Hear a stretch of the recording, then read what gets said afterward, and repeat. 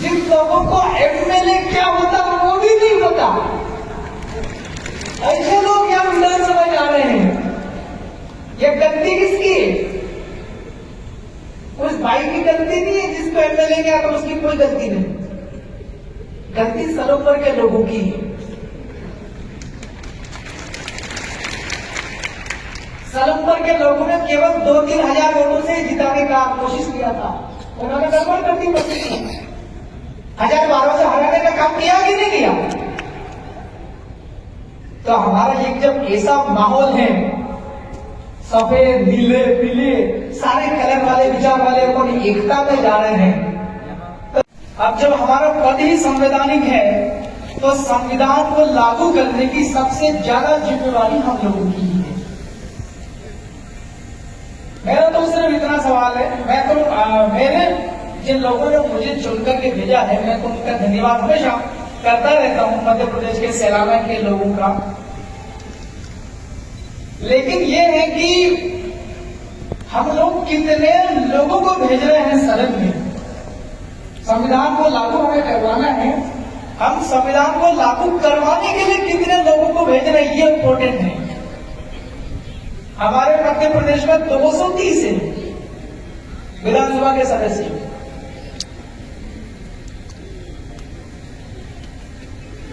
संविधान में प्रदत्त आदिवासियों के, दलितों की, मतलब पूरा बहुजन समाज अधिकारों पर खास करके वर्गों की चर्चा और वर्गों की चिंता करने वाले लोगों ने मेरे को केवल अकेले को भेजा है, और भी लोगों को भेजना था। कम से कम 230 में से 116 भेज देते तो पूरे एमपी की सारी धांधली खत्म हो जाती।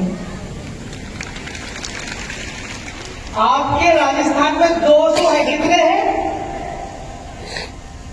3 पहले हुए थे, एक सांसद जी ने इस्तीफा दिया, एक फिर नए हो गए, वहां पर लग 4 हो गए। तो 200 में से 101 अगर आ जाते हैं तो आपकी राजस्थान की सारी धांधली खत्म हो जाती।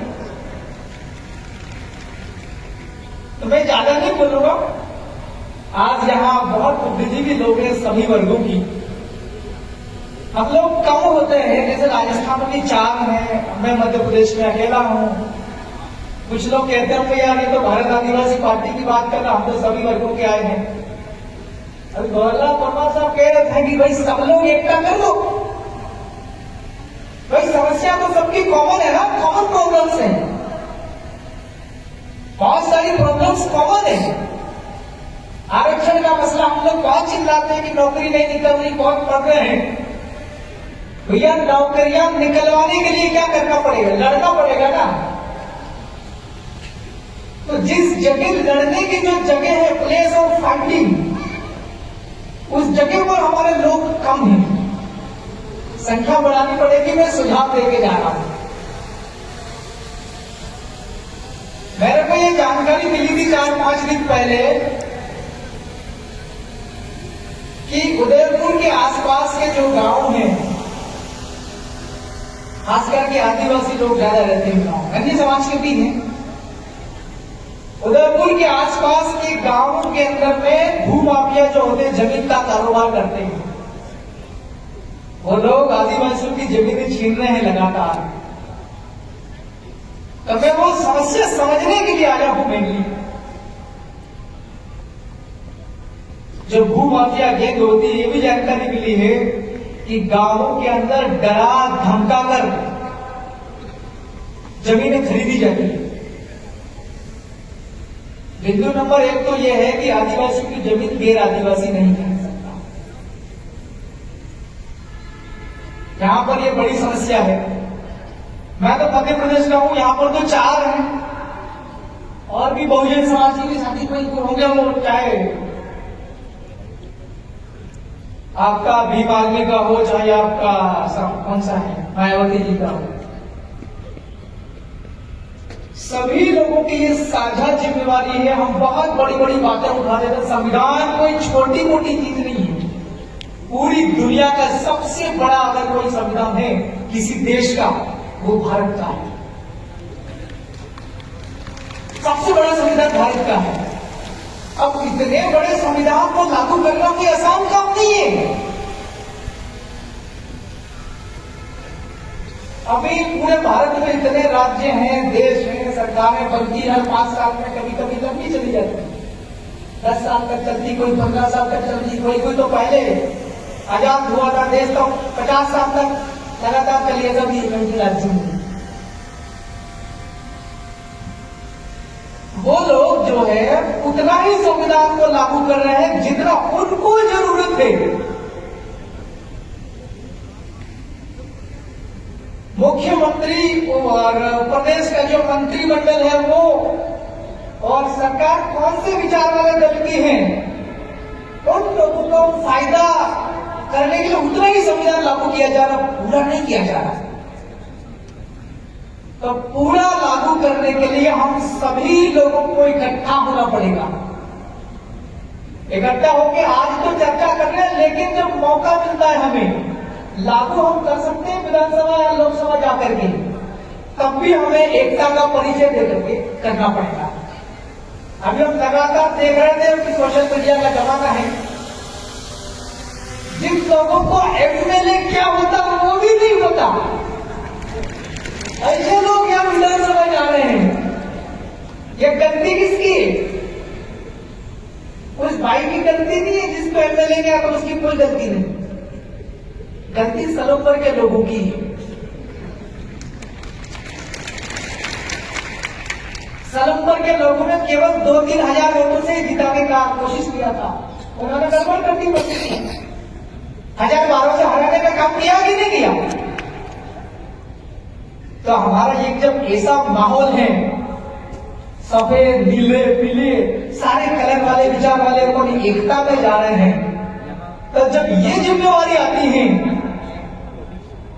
कि संविधान को लागू अगर करना है, हमारे हक और अधिकार को सुरक्षित करना है, हक और अधिकार नहीं मिला है, चाहे वो आरक्षण का मसला हो, चाहे जल जंगल का मसला हो, इन सभी समस्याओं का समाधान करने के लिए एक ही समाधान है। आज की तारीख डेमोक्रेटिक संविधान की बात कर रहे हैं ना, आज संविधान का दिवस है 26 नवंबर, उसमें लिखा हुआ सारी समस्याओं का समाधान संविधान है। और संविधान के अंदर में एक लोकतंत्र है, डेमोक्रेसी, कि लोग खुद तय करेंगे आपको कैसी सरकार चाहिए।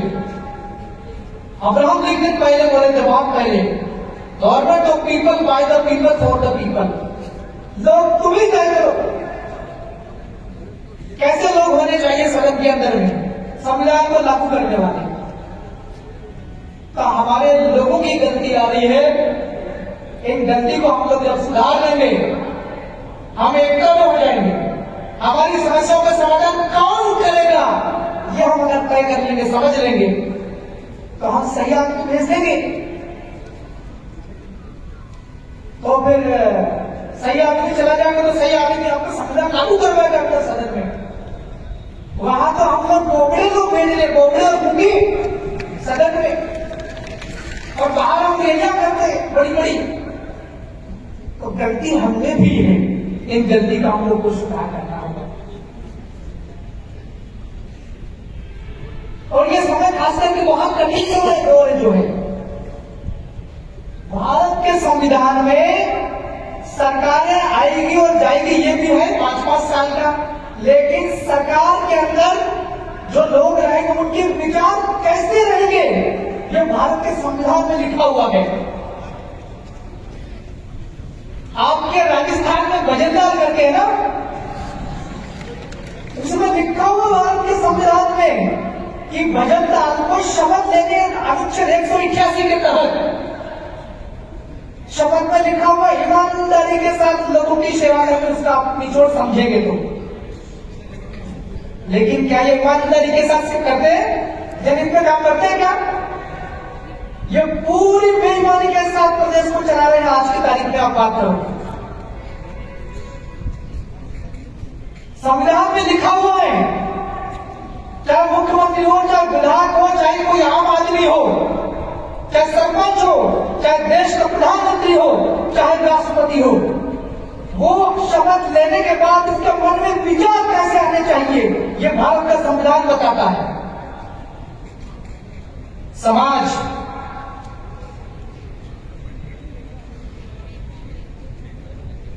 क्या, ये जो लोग जिस विचारधारा के लोग, जिस सोच के लोग आज राजस्थान के जयपुर में हैं, भारत देश की राजधानी दिल्ली में हैं, उन लोगों के विचार कैसे हैं,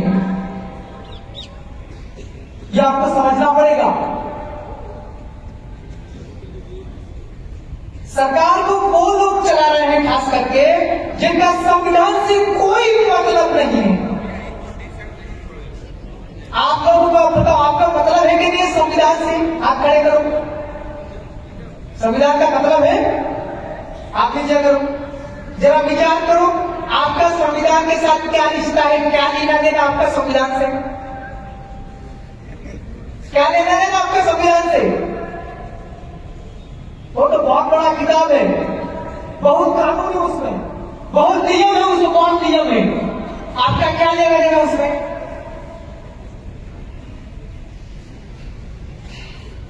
क्योंकि हमारे सारे अधिकार उसी के अंदर में है। क्या है? हमारा नौकरी का अधिकार उसी में है, हमारी पढ़ाई लिखाई का अधिकार उसी में है।